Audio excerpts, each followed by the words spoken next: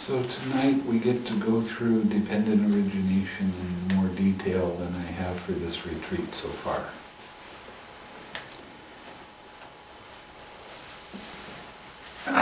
Thus have I heard on one occasion the Blessed One was living at Sāti in Jeta's Grove, Anathan Pandika's park.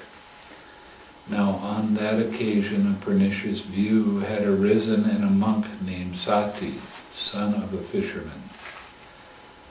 Thus, as I understood the Dhamma taught by the Blessed One, it is the same consciousness that runs and wanders through the rounds of rebirths, not another.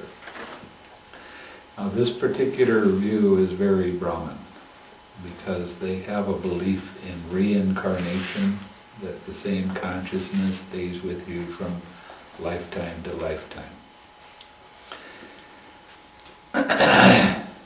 So he was rather attached to this view. Several monks, having heard about this, went to the monk Sāti and asked him, "Friend Sāti, is it true that such a pernicious view has arisen in you?" "Exactly so, friends. As I understand the Dhamma taught by the Blessed One, it is the same consciousness that runs and wanders through the rounds of rebirth, not another." Then those monks, desiring to detach him from that pernicious view, pressed and questioned and cross-questioned him thus: "Friend Sāti, do not say so. Do not misrepresent the Blessed One. It is not good to misrepresent the Blessed One. The Blessed One would not speak thus, for in many ways the Blessed One has stated consciousness to be dependently arisen, since without a condition there is no origination of consciousness." Yet, although pressed and questioned and cross-questioned by those monks in this way, the monk Sāti, son of a fisherman, still obstinately adhered to that pernicious view and continued to insist upon it. Since the monks were unable to detach him from that pernicious view, they went to the Blessed One after paying homage to him, sat down at one side, and told him all that had occurred, adding, "Venerable Sir, since we could not detach the monk Sāti, son of a fisherman, from his pernicious view, we have reported this matter to the Blessed One." Now every time it says his name and son of a fisherman, his father was a fisherman, but Sāti hated the smell of fish. And this is kind of a gentle monk put down to keep calling him son of a fisherman. Then the Blessed One addressed a certain monk thus: "Come, monk, let the monk Sāti, son of a fisherman, come, monk, tell the monk Sāti, son of a fisherman, in my name that the teacher calls him." "Yes, Venerable Sir," he replied, and he went to the monk Sāti and told him, "The teacher calls you, friend Sāti." "Yes, friend." Now this is something that happened during the time of the Buddha, that everybody in robes addressed each other as friend. When the Buddha, right before he attained parinibbana, he changed that. And he said the senior monk should be called Bhante, Reverend Sir, and the junior monk should be called Awuso, which means friend. And sometimes it's done, and most of the time it's not. Bhante is Bhante is Bhante. "Yes, friend," he replied, and he went to the Blessed One, and after paying homage to him, sat down at one side. The Blessed One then asked him, "Sāti, is it true that the following pernicious view has arisen in you?" As I understand the Dhamma taught by the Blessed One, it is the same consciousness that runs and wanders through the rounds of rebirth, not another. Exactly so, Venerable Sir. As I understand the Dhamma taught by the Blessed One, it is the same consciousness that runs and wanders through the rounds of rebirth, not another. What is that consciousness, Sāti? Venerable Sir, it is that which speaks and feels and experiences here and there the result of good and bad actions. Misguided man, to whom have you ever known me to teach the Dhamma in that way? Now, misguided man is pretty rough speech for the Buddha. I mean, he doesn't say that kind of thing very often. So if he says misguided man, it's like getting slapped with a wet towel. Misguided man, have I not stated in many ways consciousness to be dependently arisen, since without a condition there is no origination of consciousness? But you, misguided man, have misrepresented us by your wrong grasp and injured yourself and stored up much demerit. For this will lead to your harm and suffering for a long time.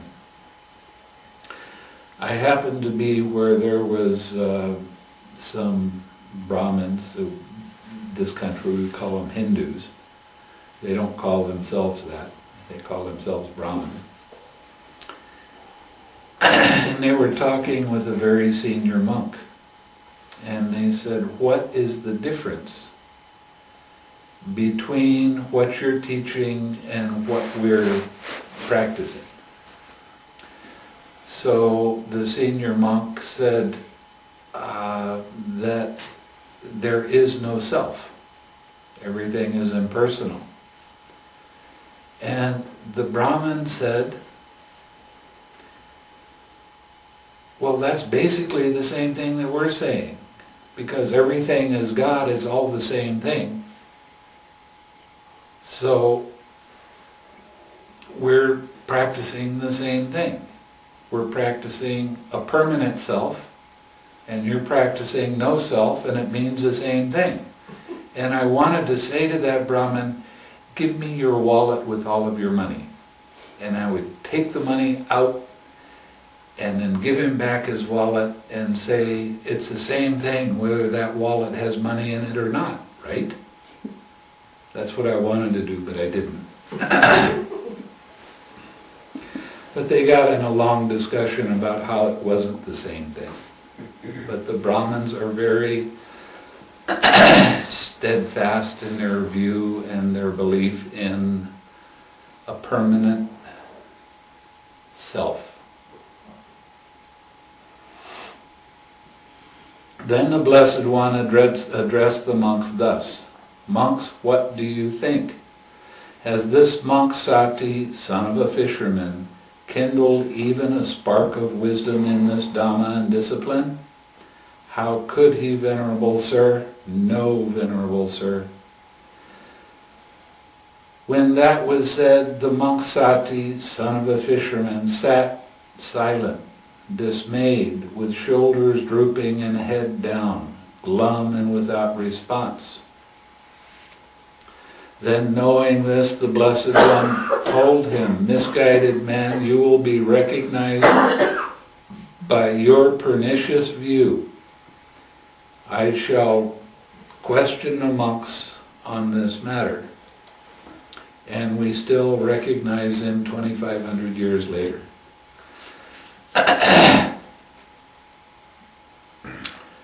Then the Blessed One addressed the monks thus, monks, do you understand the Dhamma taught by me as this monk Sāti, son of a fisherman, does when he misrepresents us by his wrong grasp and injures himself and stores up much demerit?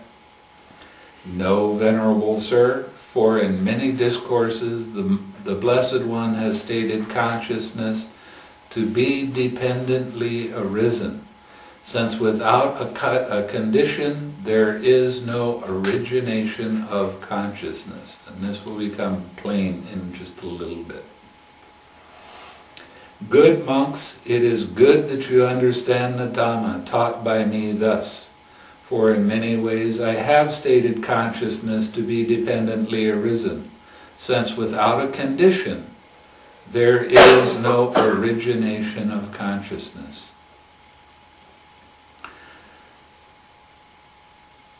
This is like the question that you brought this morning when you said, if there is I and color and form, and you 6R right then, the consciousness doesn't arise, is there any seeing?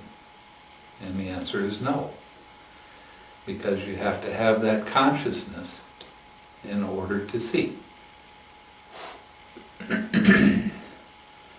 But this monk Sāti, son of a fisherman, misrepresents us by his wrong grasp and injures himself and stores up much demerit. For this will lead to the harm and to his harm and suffering of this misguided man for a long time. The conditionality of consciousness. Monks, consciousness is reckoned by the particular condition dependent on which it arises. When consciousness arises dependent on the I and forms, it is reckoned as I consciousness. When consciousness arises dependent on ear and sounds, it is reckoned as ear consciousness. When consciousness arises dependent on nose and odors, it is reckoned as nose consciousness. When consciousness arises dependent on the tongue and flavors, it is reckoned as tongue consciousness. When consciousness arises dependent on the body and tangibles, it is reckoned as body consciousness. When consciousness arises dependent on mind and mind objects, it is reckoned as mind consciousness. Just as a fire is reckoned by the particular condition dependent on which it burns. When a fire burns dependent on logs, it is reckoned as a log fire. When fire burns dependent on faggots, it is reckoned as a faggot fire. When fire burns dependent on grass, it is reckoned as a grass fire. When fire burns dependent on cow dung, it is reckoned as cow dung fire. In India, they use cow dung for a lot of things. Generally they have dirt floors in a lot of their huts and such, and they take cow dung and they put it on the floor, and what they do is they mix it with water and then brush it on. And this helps to keep insects out, and it really works very nicely.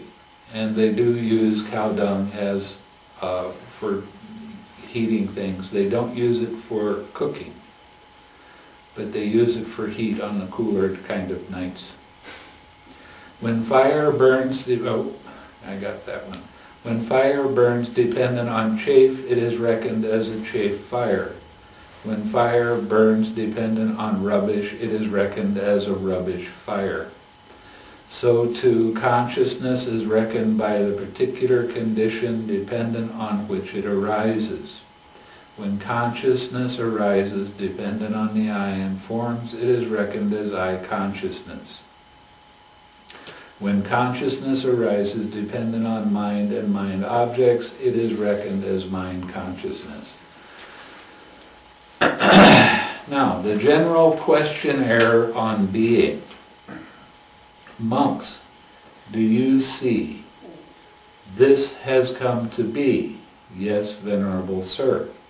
Monks, do you see its origination occurs with that as nutriment?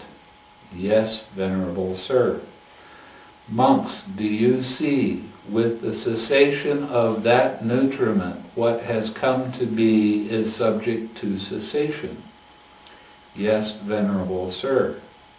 Monks, does doubt arise when one is uncertain thus? Has this come to be? Yes, Venerable Sir. Monks, does doubt arise when one is uncertain thus? Does its origination occur with that as nutriment? Yes, Venerable Sir. Monks, does doubt arise when one is uncertain thus? With the cessation of that nutriment is what has come to be subject to cessation? Yes, Venerable Sir. Monks, is doubt abandoned in one who sees as it actually is with proper wisdom thus? This has come to be. Yes, Venerable Sir. Monks, is doubt abandoned in one who sees as it actually is with proper wisdom thus? Its origination occurs with that as nutriment? Yes, Venerable Sir. Monks, is doubt abandoned in one who sees as it actually is, with proper wisdom thus? With the cessation of that nutriment, what has come to be is subject to cessation? Yes, Venerable Sir. Now the seeing as it actually is the direct experience. So doubt would definitely be abandoned when you have the direct experience of seeing in this way. Monks, are you thus free from doubt here?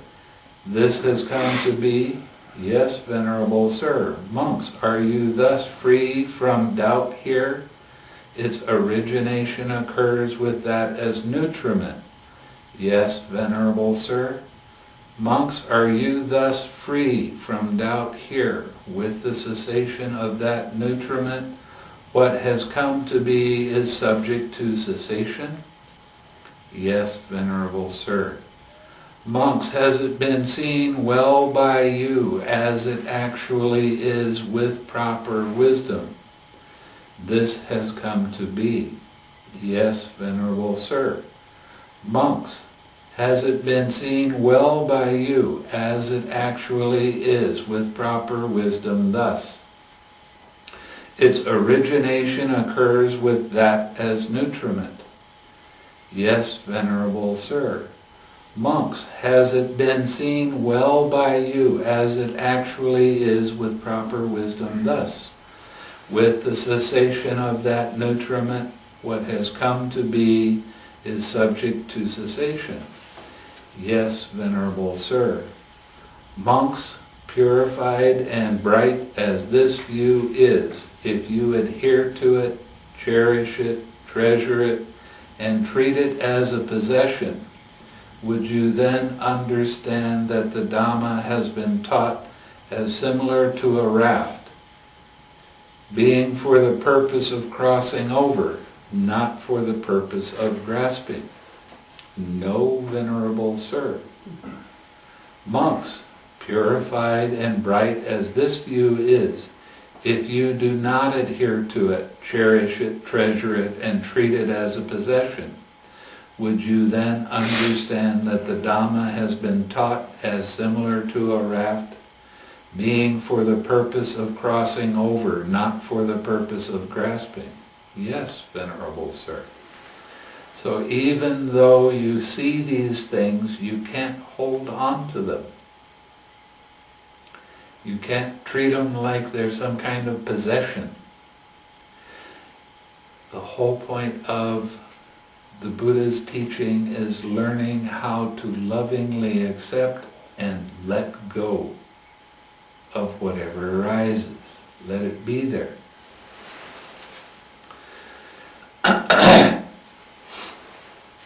Nutriment and dependent origination. Monks, there are 4 kinds of nutriment for the maintenance of beings that already have come to be, for the support of those seeking a new existence. What for? They are physical food as nutriment. Gross or subtle. Contact as the second. Mental volition as the third, and consciousness as the fourth. Now, these four kinds of nutriment have what as its source? What as its origin? From what are they born and produced? These four kinds of nutriment have craving as their source, craving as their origin. They are born and produced from craving. So what we're saying is, any time there is even the slightest bit of craving, which always manifests as tension and tightness in your mind and in your body, even the slightest bit of craving is food for the continuation of things, not for the cessation of things.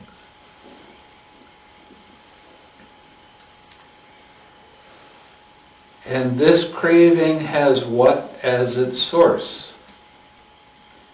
Craving has feeling as its source. And this feeling has what as its source? Feeling has contact as its source. And this contact has what as its source? Contact has the sixfold base as its source. And the sixfold base has what as its source? The sixfold base has mentality, materiality as its source. And this mentality, materiality has what as its source? Mentality, materiality has consciousness as its source. And this consciousness has what as its source? Consciousness has formations as its source. And these formations have what as their source? What as their origin? From what are they born and produced? Formations have ignorance as their source, ignorance as their origin. They are born and produced from ignorance. Excuse me, Bhante. Yes. When you talk about like odors and flavors, Yes. are those essentially, are those as part of the namarupa, or is that materiality, mentality, or is that like a formation, an organic, like what is exactly like an odor and a form? I was...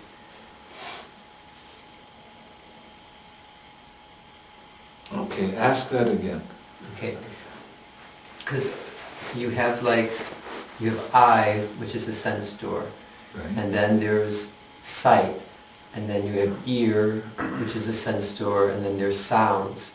So when you get to the external phenomena of...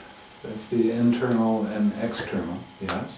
So that would be external. The internal is the materiality, and the external is the mentality.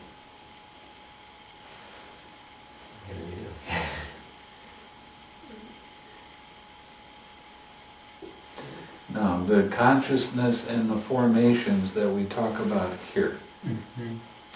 they are the latent potential for those to arise, but they need other things in order for them to arise.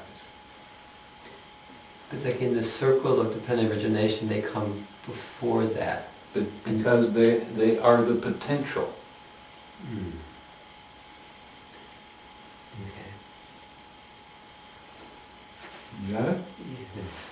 Okay.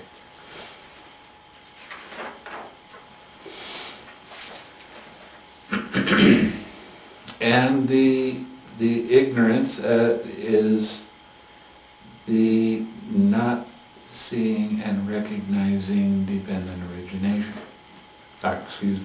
Four Noble Truths. And the Four Noble Truths are all about craving. Each one of these links has a slight bit of craving in them. So every time there's any kind of distraction that arises, the feeling arises and then craving arises right after that, and that's that tension and tightness. Many people that practice meditation don't recognize that at all. They don't see that tension and tightness. Mostly because they're not taught to let go, recognize it and let it go. Every time mind's attention moves away from your object of meditation, there is craving. And the craving is the I like it, I don't like it mind. It's the start of the belief that I am that. When the clinging arises, that's when all of the thoughts about why you like or dislike that feeling, and the story, and the concepts, and the opinions, and this is where the big identity belief really grabs hold. Okay? So, every time mind's attention moves from one thing to another, there is craving that arises. And this is why you continually hear me say you have to practice the 6 R's. Because with the 6 R's you have recognizing that your mind has been distracted, releasing that distraction, relaxing that craving, letting go of that craving. And when you do that, you let go of that craving, you feel an expansion in your head. And you let go of that tension and tightness here, because this is the first place it comes up. There might be other tensions and tightnesses in your body, but it starts here. And an interesting thing is, when you let go of tension here, it goes down into your neck and you start letting go of tension in your neck, and it goes down your back and you start letting go of tension in your back, and eventually it touches your whole body. This is how you get into the deeper states of the meditation, where you don't feel the body anymore, unless there is contact. So, almost, I'd have to say 99.9% of the people practicing meditation never really see that there is craving. They don't see that tension and tightness that arises when that feeling arises. There's tightness and tension right there. And because of that, 99% of all meditation is being practiced is one-pointed concentration. That's with mantra, that's with the vipassana breathing, watching the abdomen or putting your attention on your nostril tip. It doesn't matter what the kind of meditation is. If you don't have that relaxed step, then it is a form of one-pointed concentration. And eventually the concentration will get good, and you'll get into what's called access concentration, the step right before the deep absorption, and the force of the concentration that you have developed will start suppressing the hindrances. The problem with this is, when you suppress the hindrances, you're suppressing where your attachments are. And when you relax that tension and tightness, there is no attachment. Right? After that, your mind is clear, your mind is bright, your mind is very alert, and there's no thoughts. And you bring that attention back to your object of meditation. Every time you let go of craving, you are letting go of that belief in a personal self. You're starting to see things as process. There's just an arising and passing away of these different things. But they're not personal. They're not me. They're not mine. It's just an arising of these things. And as soon as you see that arising, you 6R right then. And that will disappear fairly quickly. And you have this pure mind that you keep bringing back to your object of meditation. This pure mind is the third noble truth. That is the cessation of suffering. Why is it the cessation of suffering? Because you have let go of craving. It's a cessation of craving. If there's a cessation of craving, there is no suffering. Okay. Okay. I'm starting to get hot. Excuse me just a second while I rearrange.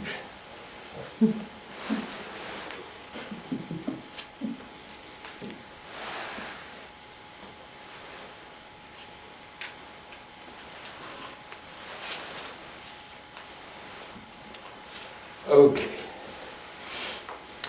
The forward exposition on arising. So, monks, with ignorance as conditions, formations come to be. With formations as condition, consciousness comes to be. With consciousness as condition, mentality, materiality comes to be. With mentality, materiality as condition, the sixfold base comes to be. With the sixfold base as condition, contact comes to be. With contact as condition, feeling comes to be. With feeling as condition, craving comes to be. With craving as condition, clinging comes to be. With clinging as condition, habitual tendency comes to be. With habitual tendency as condition, birth comes to be. With birth as condition, aging and death, sorrow, lamentation, pain, grief, and despair come to be. Such is the origin of this whole mass of suffering. Now, did you ask these things to come? Are they yours personally? So, the reverse order questionnaire on arising. With birth as condition, aging and death. So it was said, now monks, do aging and death have birth as condition or not, or how do you take it in this case? The monks reply, aging and death have birth as condition. Venerable Sir, thus we take it in this case, with birth as condition, aging and death. With habitual tendency as condition, birth. So it was said, now monks, does birth have habitual tendency as condition or not, or how do you take it in this case? Birth has habitual tendency as condition, Venerable Sir. Thus we take it in this case. with habitual tendency as condition, birth. With clinging as condition, habitual tendency. So it was said. Now, monks, does habitual tendency have clinging as its condition or not? Or how do you take it in this case?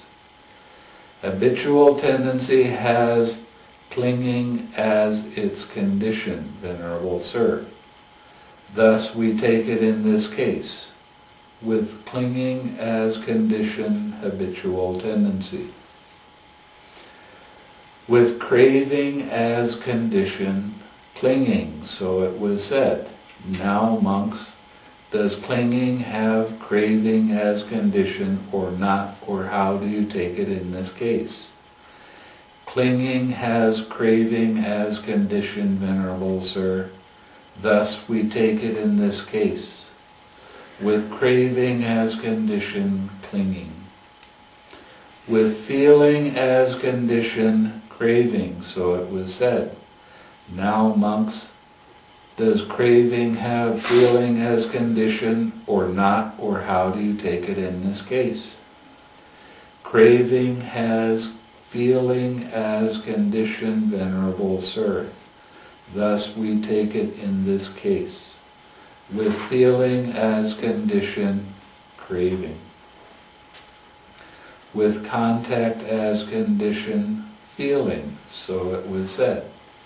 Now, monks, does feeling have contact as condition or not, or how do you take it in this case?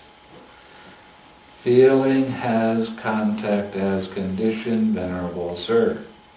Thus we take it in this case, with contact as condition, feeling.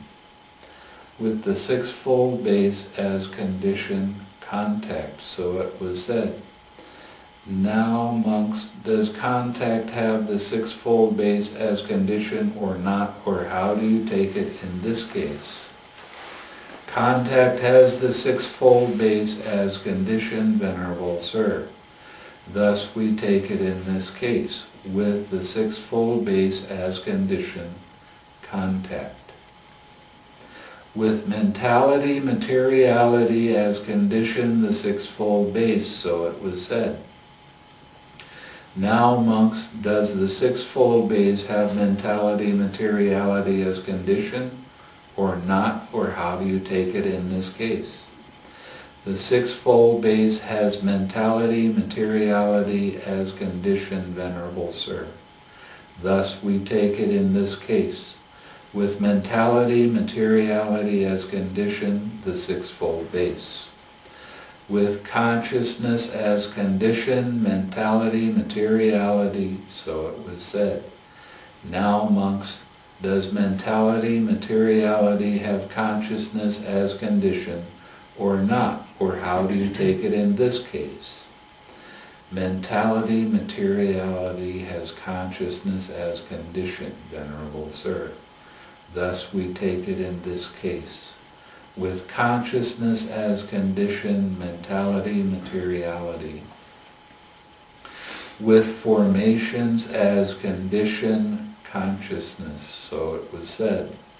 Now, monks, does consciousness have formations as condition or not, or how do you take it in this case? Consciousness has formations as condition, Venerable Sir. Thus we take it in this case, with formations as condition, consciousness.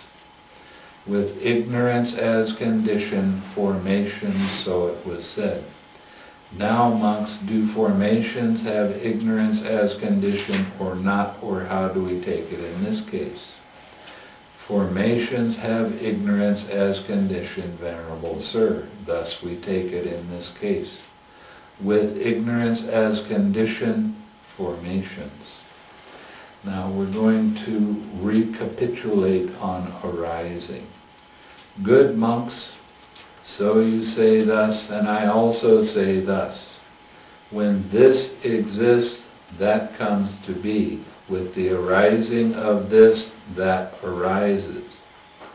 That is, with ignorance as condition, formations come to be. With formations as condition, Consciousness comes to be. With consciousness as condition, materiality. comes to be.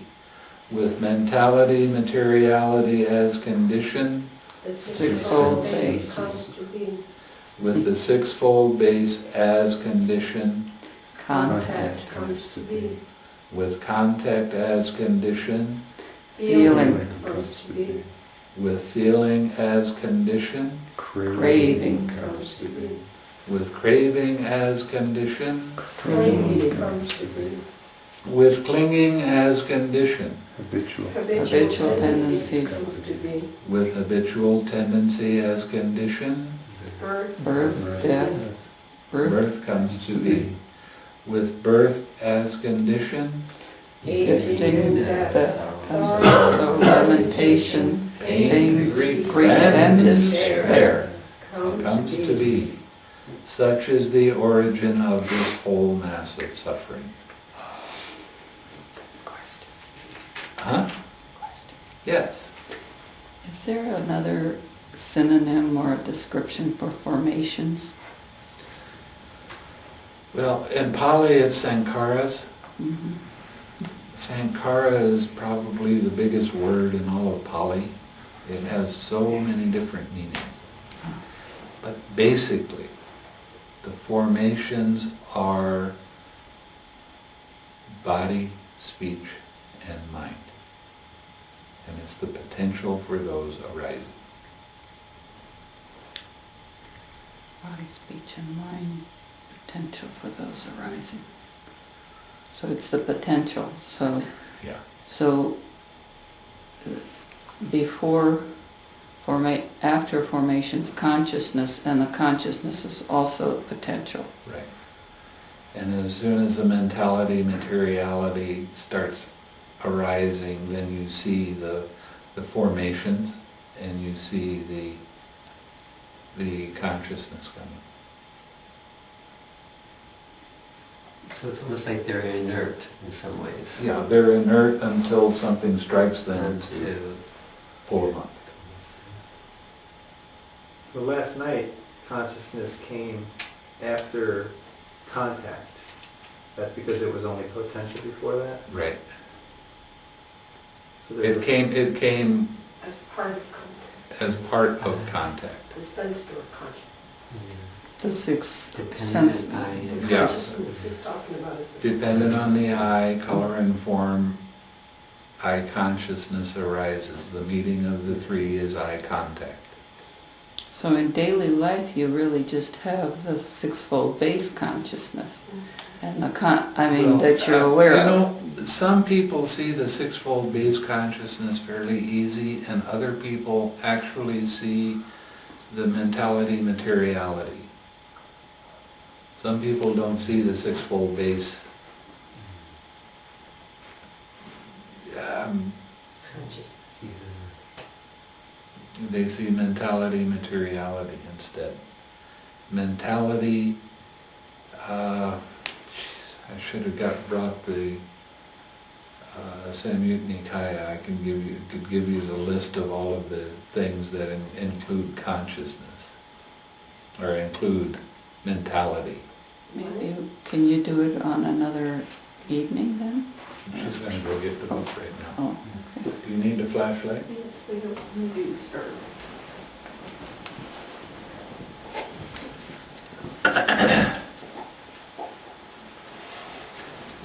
But one of the things that is always a shock when people start finding out about what mentality actually is, feeling is part of mentality.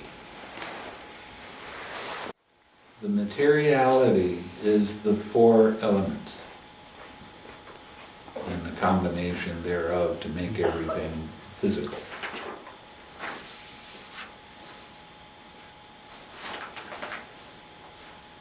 But it's feeling and contact and I don't remember what all. There's 5 or 6 different things. We'll get it in just a minute. And I didn't listen to my intuition today. As I was coming here, I thought I ought to go back and get the Samyutta Nikaya. And I didn't do it. Can you talk just a little about the difference between potential consciousness and arisen consciousness? Well, the arisen consciousness, you heard me say it, depending on I form, I consciousness arises. The potential for that means that there's always consciousness, but it needs other things to make it arise.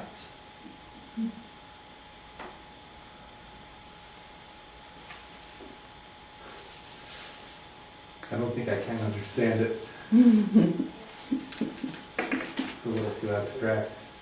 So that you're seeing something that doesn't really exist. Unless Right. there's the meeting of the three. But if it doesn't exist, how could it cause... It's the potential of it. It's not that it doesn't exist. It doesn't arise until there are other conditions that help it to arise. But it does cause formations. No, formation is the cause of consciousness. And that is the potential for thought, speech, and bodily sensation. And body, I should say, not bodily sensation.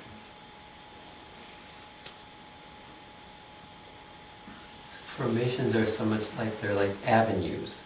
There's like the body street, and then there's the mind street, and then there's the speech street. They're like different avenues that it can go down, or no? Yeah, they're different widths and lengths.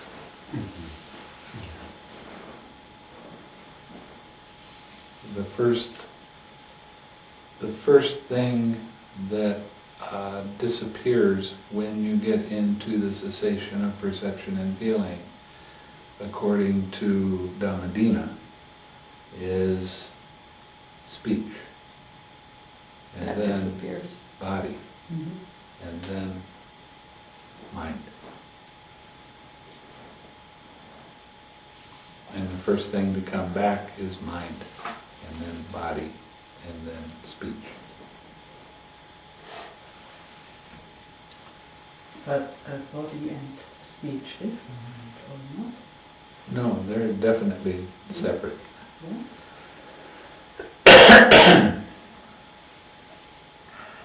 There are things that can occur in mind, especially speech, because how much do you have thoughts in your mind? How much? How? You're asking me? No. Well, that's just a rhetorical question, but you have thoughts in your going off all the time. Mhm. And the first thing that turns off when you get to cessation is that internal dialogue. And then the body disappears, and then mind, because you're in the arupa jhanas, Mhm. mind disappears.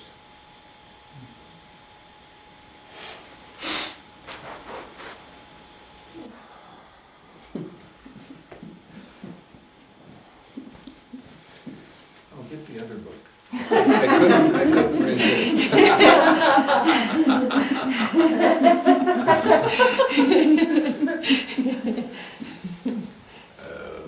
Okay.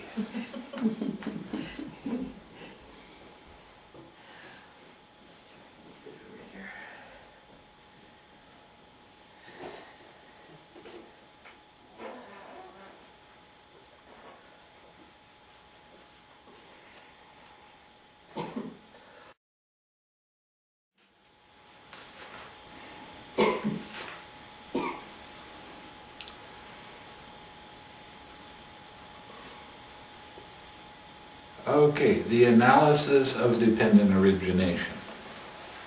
When we get to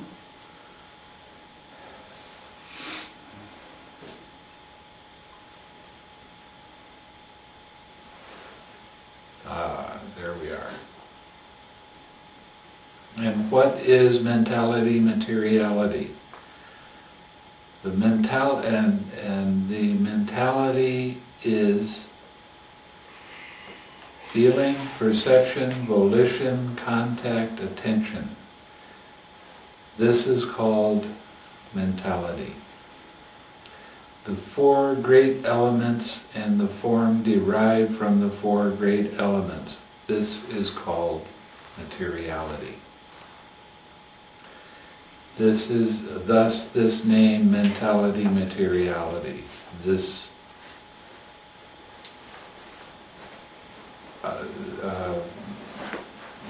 this mentality and this materiality are together called mentality materiality. And my question also was on formations. Yeah. Go. No, it was. Oh, you want me to do formations? Yeah, And what, monks, are the formations? There are three kinds of formations. The bodily formation, the verbal formation, and the mental formation. These are called the formations. Oh, and that's when you were saying in which order they disappear when you... Those are the three formations that disappear. And ignorance, not knowing suffering, not knowing the origin of suffering, not knowing the cessation of suffering, not knowing the way leading to the cessation of suffering. So the mentality is almost basically the five aggregates then, because you said it was contact, feeling, Well, perception. it was... I think he said it the other way around. It's feeling, perception, volition, contact, attention. So the only one that's different is really attention. Well, contact is not part of the sankharas in the five aggregates. Because I thought contact was just a euphemism for body or forms in the five aggregates. Oh, yeah, in that way you're right. But what composes contact is the door, Body. the door consciousness and the external I object. suppose you could say that actually is the five aggregates now that I look at it this way. Because the attention could be also inferred as consciousness. Consciousness. I never looked at it that way before. Nice one.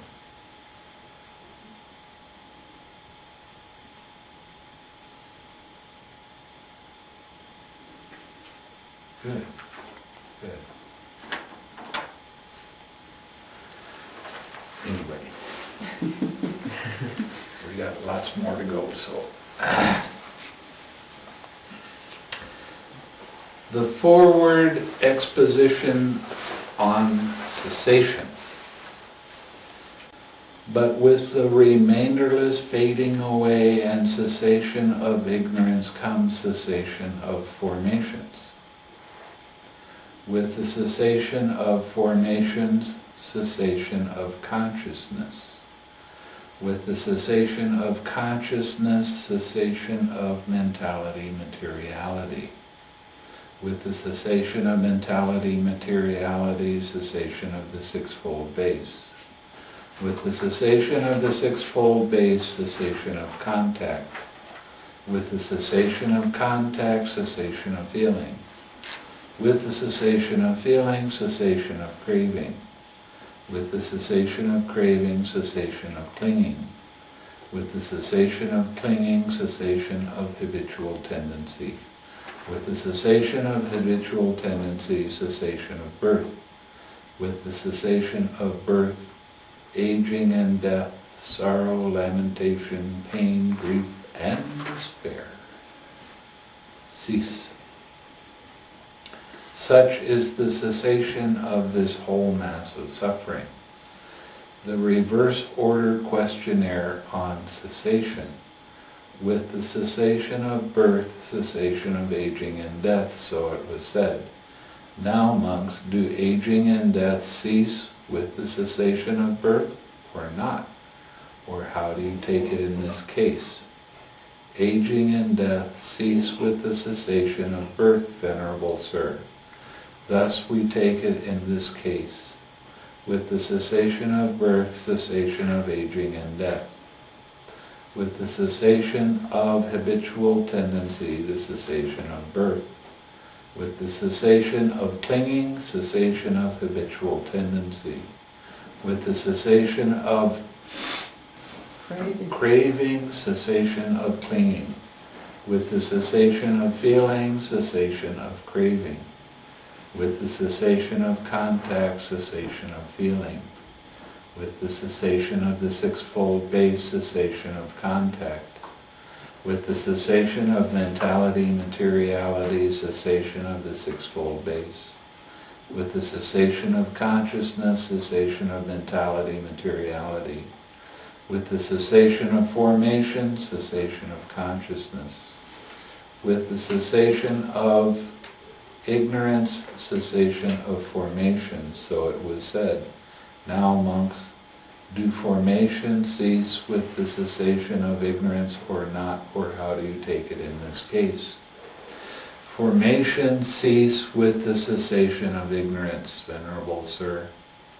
Thus we take it in this case, with the cessation of ignorance, cessation of formations. So when you finally see exactly how the Four Noble Truths work, you don't have formations arise anymore. And that means no body, speech, or mind. And that is the unconditioned state. I thought he'd like that one.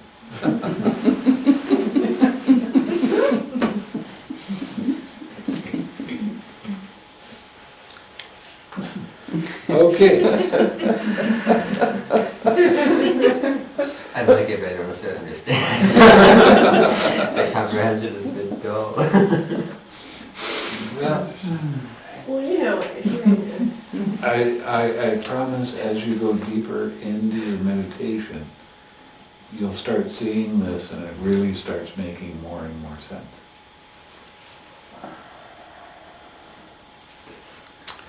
Good monks, so you say thus, and I say thus. When this does not exist, that does not come to be. With the cessation of this, that ceases. That is, with the cessation of ignorance comes the cessation of? Formation. With the cessation of formations, the cessation of? Consciousness. With the cessation of consciousness, cessation of? Mentality, materiality. With the cessation of mentality, materiality, the cessation of? The sixfold base. With the cessation of the sixfold base, cessation of? Contact. With the cessation of contact, the cessation of? Feeling.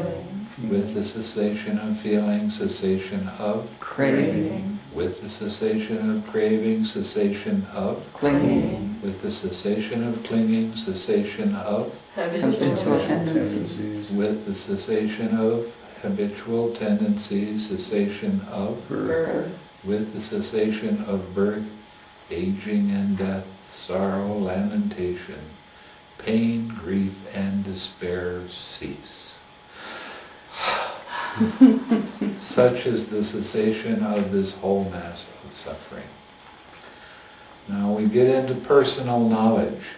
Monks, knowing and seeing in this way, would you run back to the past thus? Were we in the past? Were we not in the past? What were we in the past?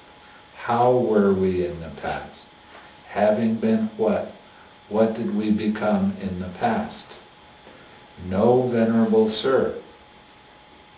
Knowing and seeing in this way, would you run forward to the future thus? Shall we be in the future? Shall we not be in the future? What shall we be in the future? How shall we be in the future? Having been what? What shall we become in the future? No, Venerable Sir. Knowing and seeing in this way, would you now be inwardly perplexed about the present thus? Am I? Am I not? What am I? How am I? Where has this being come from? Where will it go? No, Venerable Sir.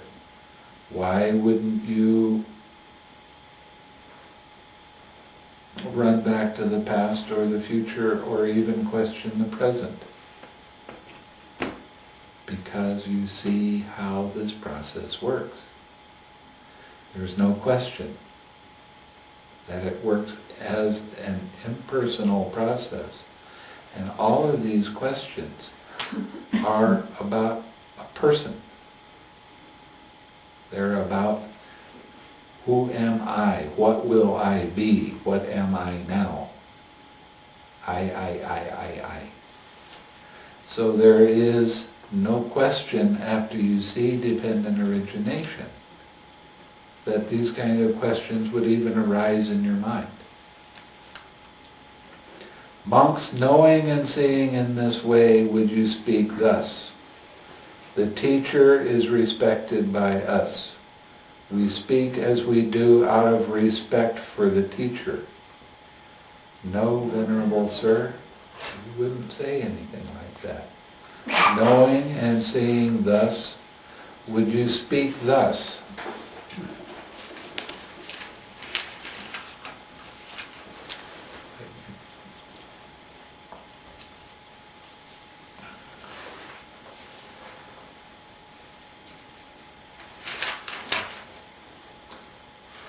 The great recluse says this, and we speak thus at the bidding of the recluse. No, Venerable Sir. Knowing and seeing in this way, would you acknowledge another teacher? No, Venerable Sir. Knowing and seeing in this way, would you return to observances, tumultuous debates, and auspicious signs of ordinary recluses and Brahmins, taking them as the core of the holy life? No, Venerable Sir. Do you speak only of what you have known, seen, and understood for yourself? Yes, Venerable Sir. Good, monks. So you have been guided by me with this Dhamma, which is visible here and now, immediately effective, inviting inspection, onward leading, to experience by the wise for themselves. By the wise for themselves means a person who has seen dependent origination. For it was with reference to this that it was said, monks, this Dhamma is visible here and now, immediately effective, inviting inspection, onward leading, to be experienced by the wise for themselves. And that's how you become wise, by seeing dependent origination. That's always been a question for a lot of I've been to a lot of different teachers, and they always give you the definition of being wise as being smart. But they don't give you the definition of being wise as seeing dependent origination. Because of that understanding, all doubt disappears. No doubt arises again, because of understanding how dependent origination actually does work. And this is not a philosophy. You need to see it personally, up close. Monks, we're talking about the round of existence, conception to maturity. Monks, the descent of the embryo takes place through the union of three things. Here there is the union of the mother and father. But the mother is not in season, and the coming coming being is not present. In this case, no descent of an embryo takes place. Here there is the union of the mother and father, and the mother is in season, but the coming being is not present. In this case too, no descent of the embryo takes place. But when there is the union of the mother and father, and the mother is in season, and the coming being is present, through the union of these three things, the descent of the embryo takes place. The mother carries the embryo in her womb for 9 or 10 months, with much anxiety as a heavy burden. Then at the end of 9 or 10 months, the mother gives birth with much anxiety as a heavy burden.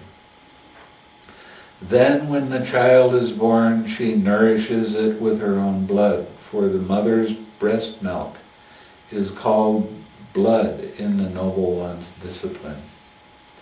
When he grows up and his faculties mature, the child plays at such games as toy plows, tip cat, somersaults, toy windmills, toy measures, toy cars. I wonder what the Pali word for cars is.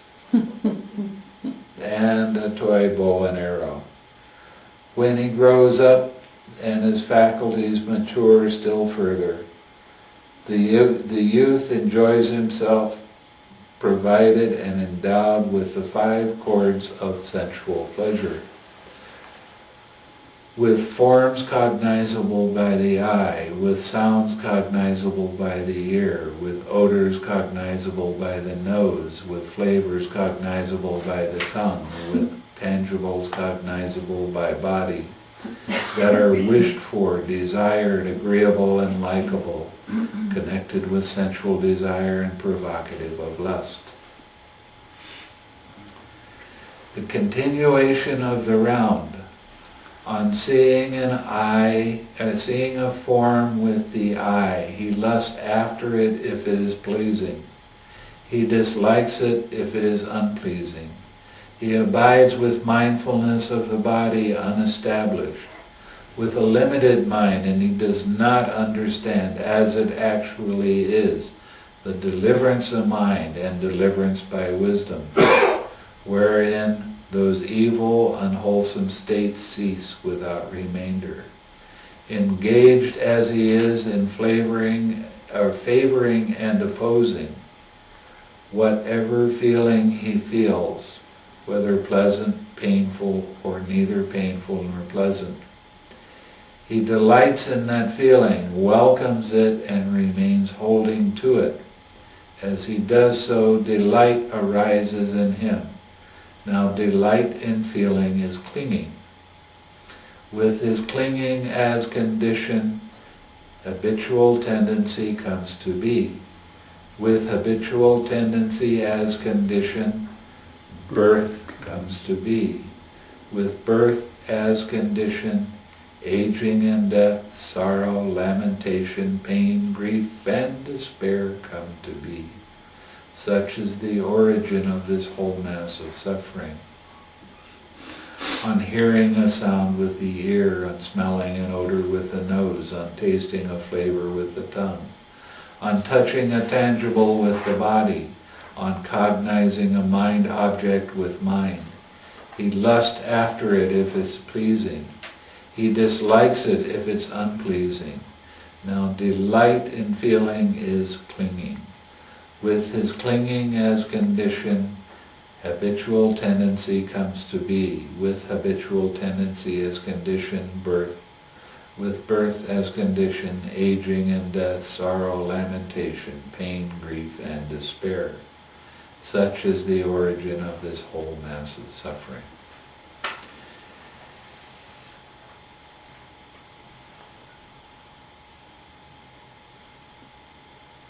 Now, when we were talking up here about he abides with mindfulness of body unestablished, with a limited mind, he does not understand as it actually is. the deliverance of mind and deliverance by wisdom. What is deliverance by wisdom? Knowing the dependent origination. That's right. Ending the round, the gradual training.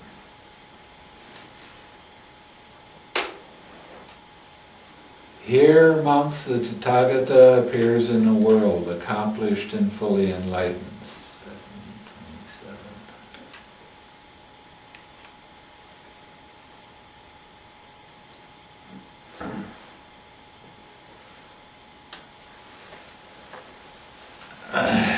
Perfect in true knowledge and conduct, sublime, knower of worlds, incomparable, leader of persons to be tamed, teacher of gods and humans, enlightened, blessed.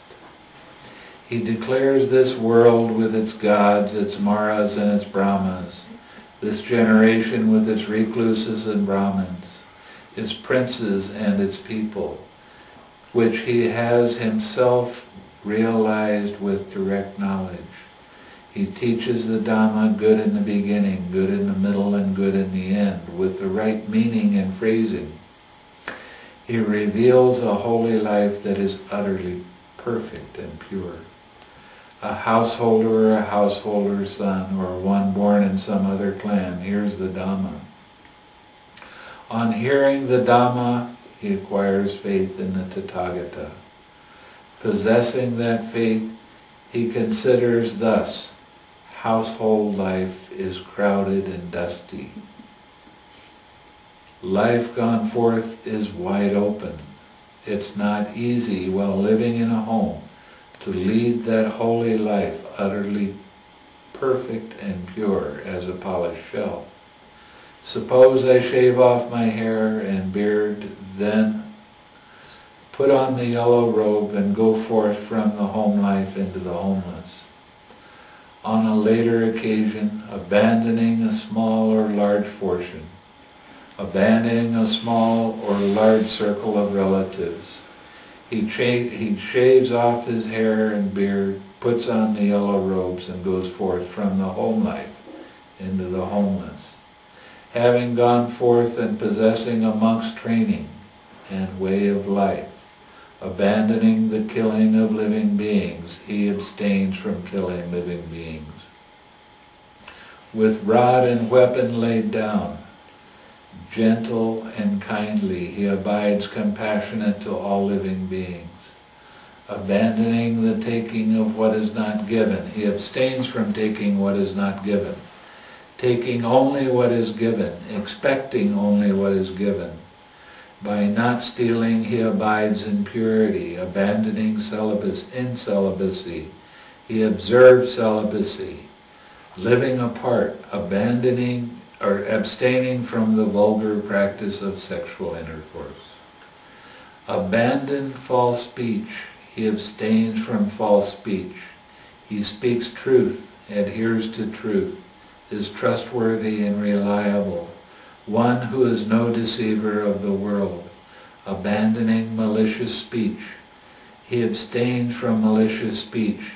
He does not repeat elsewhere what he has heard here in order to divide those people from these, nor does he repeat to these people what he has heard elsewhere in order to divide these people from those. Thus he is one who reunites those who are divided. A promoter of friendship who enjoys concord, rejoices in concord, delights in concord. A speaker of words that promote concord. Abandoning harsh speech, he abstains from harsh speech. He speaks such words as are gentle, pleasing to the ear and lovable, as to go to the heart, are courteous, desired by many and agreeable to many. Abandoning gossip, he abstains from gossip. He speaks at the right time, speaks what is fact, speaks what is good, speaks on the Dhamma and discipline. At the right time, he speaks such words as are worth recording, reasonable, moderate, and beneficial. He abstains from injuring seeds and plants. He practices eating only one meal a day, abstaining from eating at night and outside the proper time. He abstains from dancing, singing, music, and theatrical shows. He abstains from wearing garlands, smartening himself with scent and embellishing himself with unguents. He abstains from high and luxurious couches. He abstains from accepting gold and silver. He abstains from accepting raw grain. He abstains from accepting raw meat. He abstains from accepting women and girls. He abstains from accepting men and women slaves. He abstains from accepting goats and sheep. He abstains from accepting fowl and pigs. He abstains from accepting elephant, cattle, horses, and mares. He abstains from accepting fields and land. He abstains from going on errands and running messages. He abstains from buying and selling. He abstains from false weights and false metals and false measures. He abstains from cheating, deceiving, defrauding, and trickery.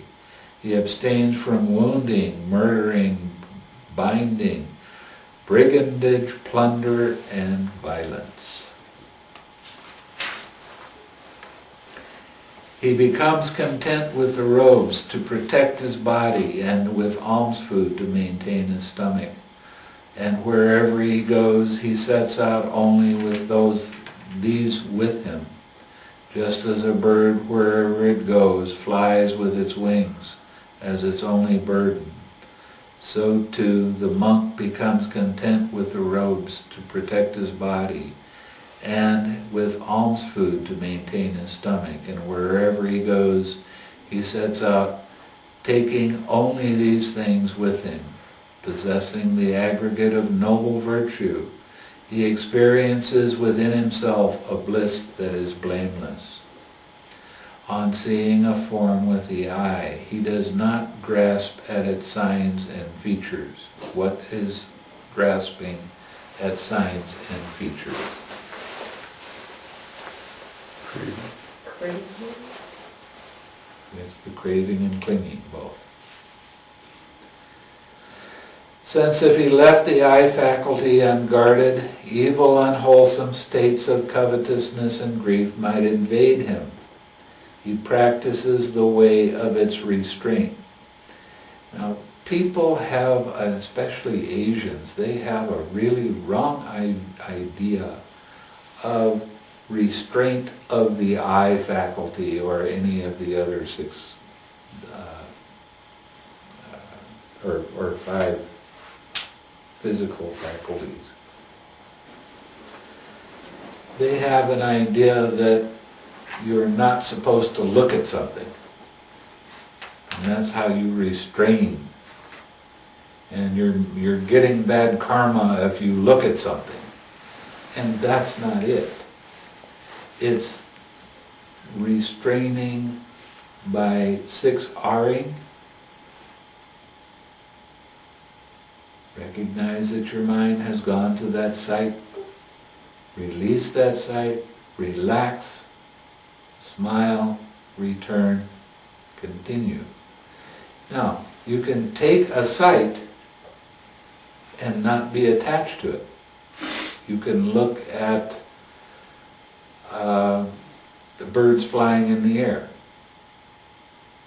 and you can not be attached to it as soon as you let go of the craving. And that's what it means by restraining. It doesn't mean you don't look at something, but when you look at something and don't have any thoughts invading your mind, then you're actually seeing it as it is.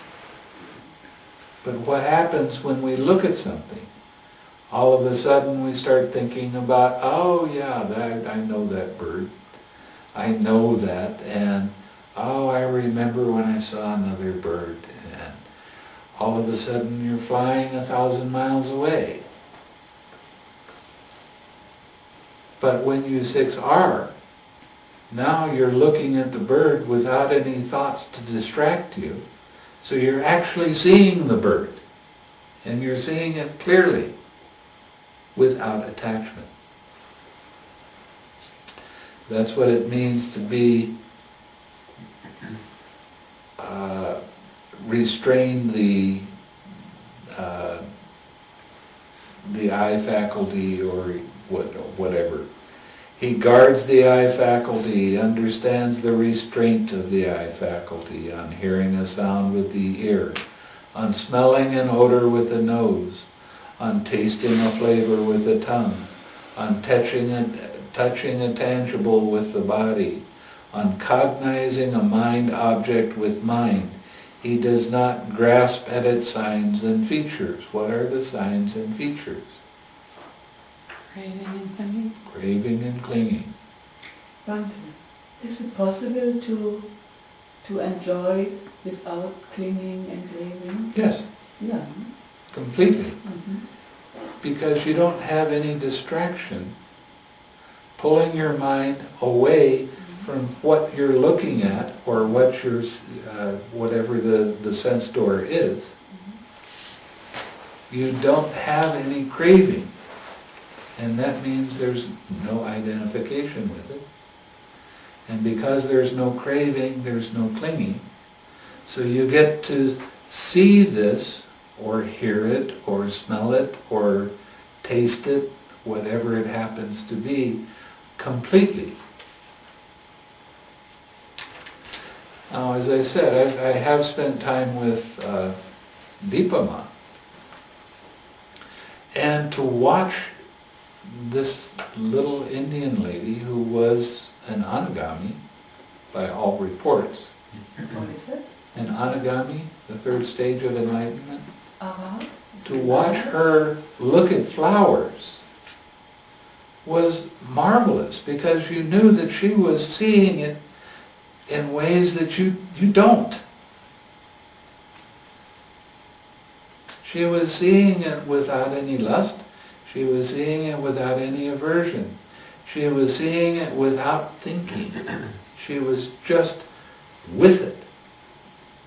And she would stay there a little while and enjoy it.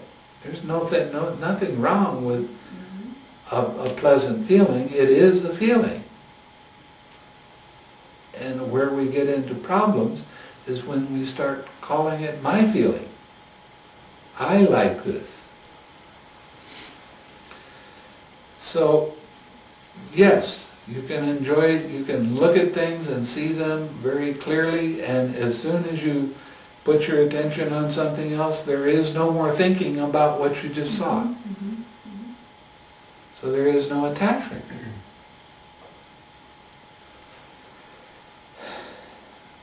Since if the mind faculty since if he left the mind faculty unguarded, evil, unwholesome states of covetousness, I want, and grief, I don't want, I like, I don't like, that's the craving, might invade him. He practices the way of its restraint. He guards the mind faculty. He undertakes the restraint of the mind faculty. Possessing this noble restraint of the faculties, he experiences within himself a bliss that is unsullied. He becomes one who acts in full awareness when going forward and returning, who acts in full awareness when looking ahead and looking away, who acts in full awareness when flexing and extending his limbs, who acts in full awareness when wearing his robes and carrying his outer robe and bowl, who acts in full awareness when eating, drinking, consuming food and tasting, who acts in full awareness when defecating and urinating, who acts in full awareness when walking, standing, sitting, falling asleep, waking up, talking, and keeping silent. Full awareness of what? The Four Noble Truths, dependent origination. Full awareness of what mind is doing. Oh, what mind is doing. That's the way.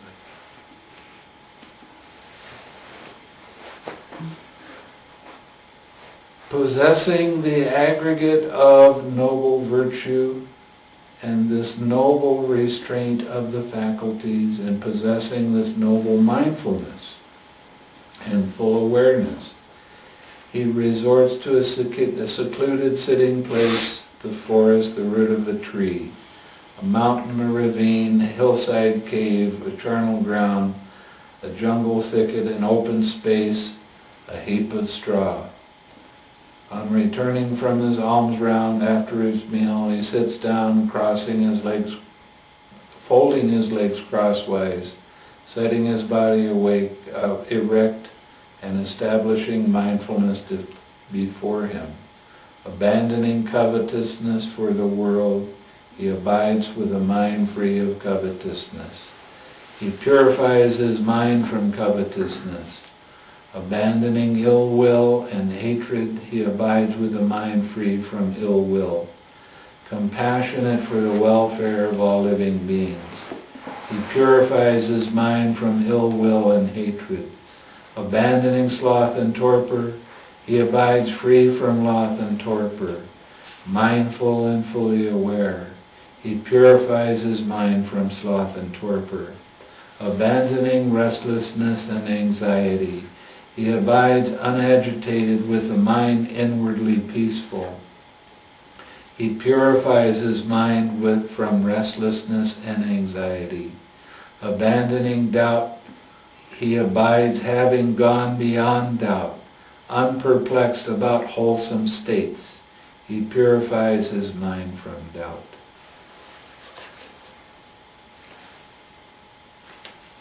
Okay.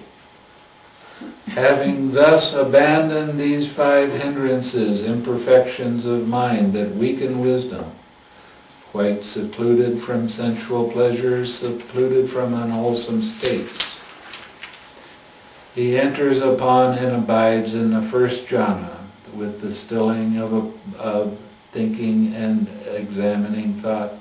He enters upon and abides in the second jhana, with the fading away of joy. He enters upon and abides in the third jhana. With the abandoning of pleasure and pain, he enters upon and abides in the fourth jhana, which has neither pain nor pleasure, and purity of mindfulness due to equanimity. So we're talking about the dependent origination and being able to recognize this while you're in the jhana. The ending of the round, full cessation. On seeing a form with the eye, he does not lust after it if it is pleasing. He does not dislike it if it is unpleasing.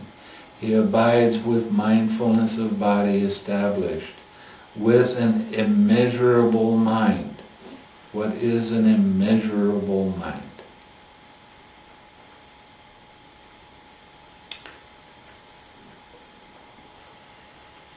Formless jhana. The immeasurable mind. Space. It's almost it. Space? The infinite space? No. The Brahma Viharas. Oh. Brahma Viharas.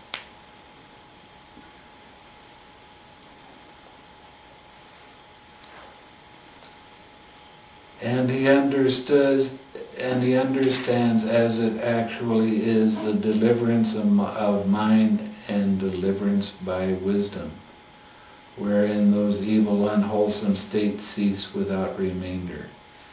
Seeing dependent origination. Having thus abandoned favoring and opposing, whatever feeling he feels, whether pleasant or painful, or neither pleasant nor painful, he does not delight in that feeling, welcome it, or remain holding to it. As he does not do so, delight in the feeling ceases in him. With the cessation of this delight comes the cessation of clinging. With the cessation of clinging, cessation of habitual tendency. With the cessation of habitual tendency, cessation of birth. With the cessation of birth, cessation of aging and death. Sorrow, lamentation, pain, and despair cease. Such is the cessation of this whole mass of suffering. On hearing a sound with the ear, on smelling an odor with the nose, on tasting a flavor with the tongue, on touching a tangible with the body, on cognizing a mind object with mind. He does not lust after it if it is pleasing. He does not dislike it if it is unpleasing. With the cessation of his delight comes the cessation of it. This says clinging, and I really want to say craving first, but I'm reading what it says, so I'm going to go along with it. With the cessation of clinging, cessation of habitual tendency. With the cessation of habitual tendency, cessation of birth. With the cessation of birth, aging and death, sorrow, lamentation, pain, grief, and despair cease. Such is the cessation of this whole mass of suffering. Monks, remember this deliverance in the destruction of craving, as taught by me in brief. But remember the monk Sāti, son of the fisherman, as caught up in a vast net of craving, in the trammel of craving. That is what the Blessed One said. The monks were delighted and satisfied with the Blessed One's words.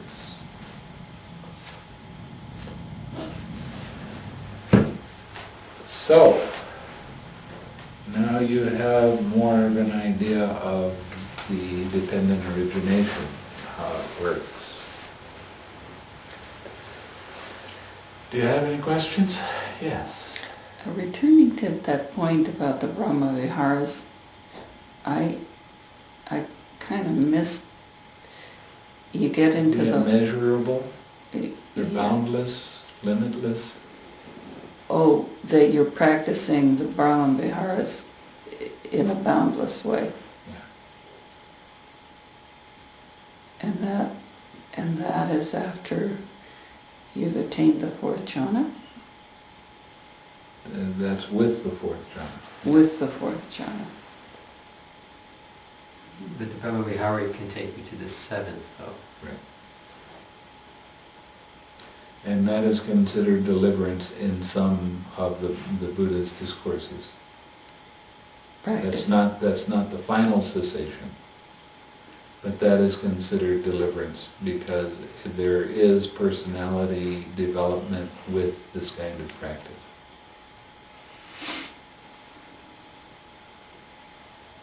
And even though there is more to do, there is the very keen awareness of how the craving arises and how to let it go.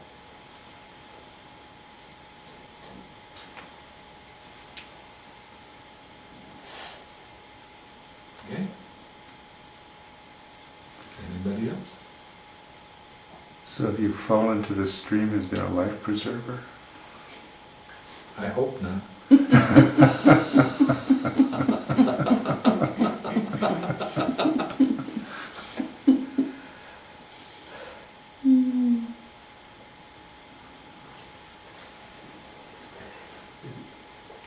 Now, just so you have a more clear idea,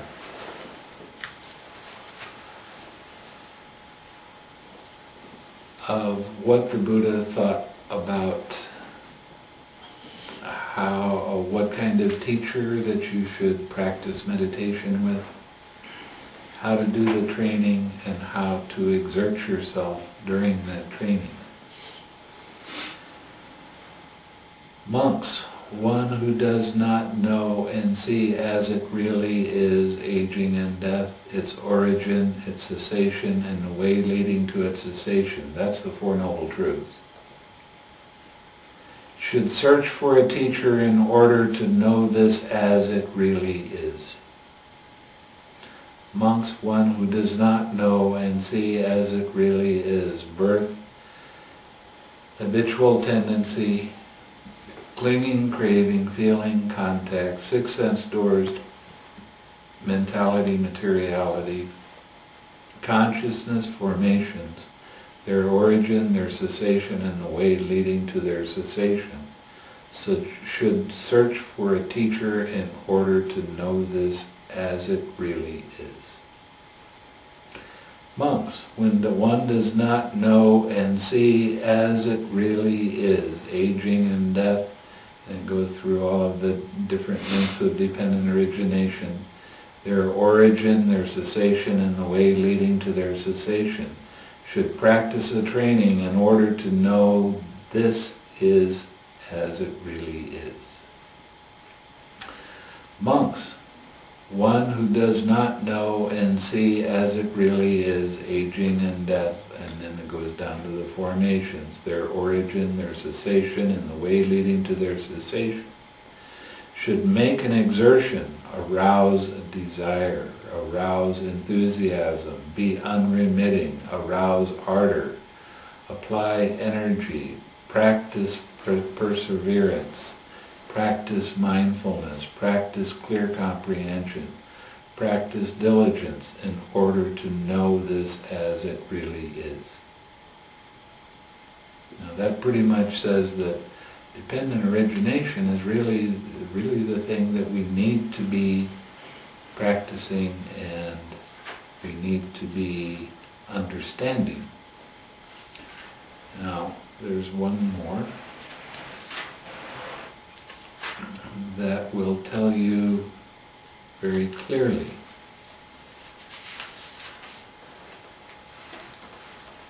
Monks, as to those ascetics and Brahmins who do not understand these things, the origin of these things, the cessation of these things, the way leading to the cessation of these things, what are those things that they do not understand, whose origin they don't understand, whose cessation they don't understand, and the way leading to the cessation they don't understand?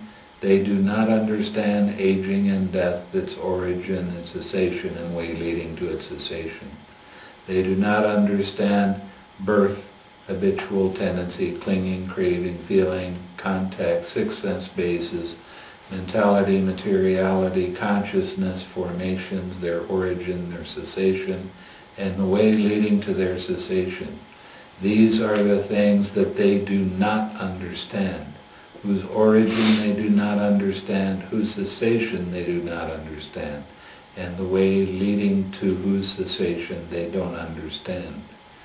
These I do not consider ascetics among ascetics or Brahmin among Brahmins. These venerable ones do not, by realizing it for themselves with direct knowledge, in this very life enter and dwell the goal of asceticism. What is that saying? If you don't see dependent origination as it actually is with direct knowledge, you will not attain Nibbana. That's what this says, right there. That's how important the teaching of dependent origination is. So, and it's not that you're going to understand it immediately, right away, but as you progress through the jhanas, your understanding becomes keener, and you start really understanding how this process works.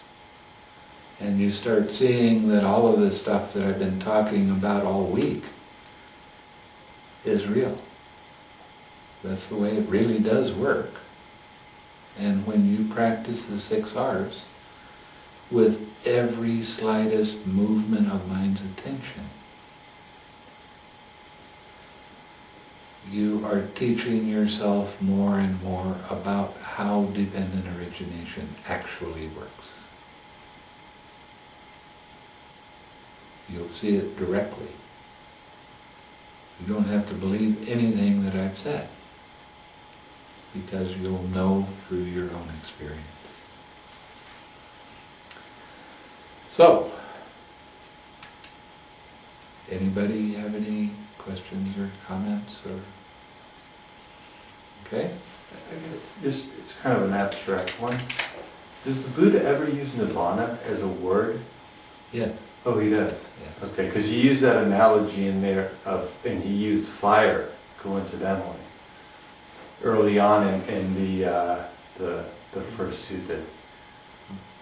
I was just curious if there was a connect, Well, but when he was a bodhisattva and he practiced the meditation, he saw that these two different teachers that he had, they didn't teach something that leads to the final cessation, and he uses the word nibbana a few times in that. But he does use it in other times too. Is there a sutta where the Buddha recommends the avenue of the Brahman Viharas towards the cessation?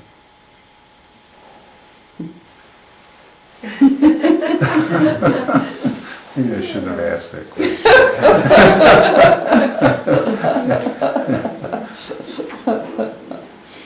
No, look at that.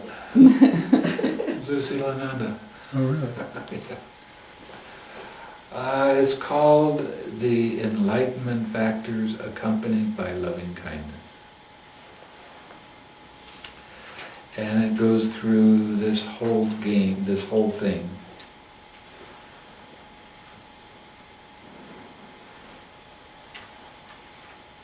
Is that a sutta that would be appropriate for us to hear in the next week? Yeah, Maybe you could use Because that we one haven't- tomorrow night. Yeah, we haven't heard that sutta. we can, okay.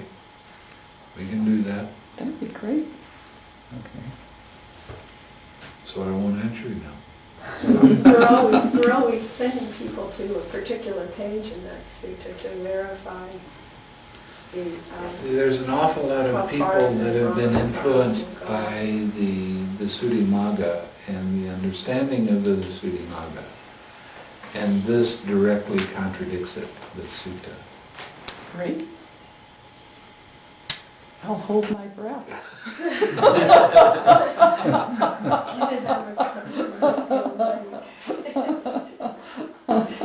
Okay, let's share some more. May suffering ones be suffering free, and the fear-struck fearless be. May the grieving shed all grief, may all beings find relief. May all beings share the merit that we have thus acquired for the acquisition of all kinds of happiness. May beings inhabiting space and earth, devas and nagas of mighty powers share this merit of ours. May they all protect the Buddhist dispensation. Sāti.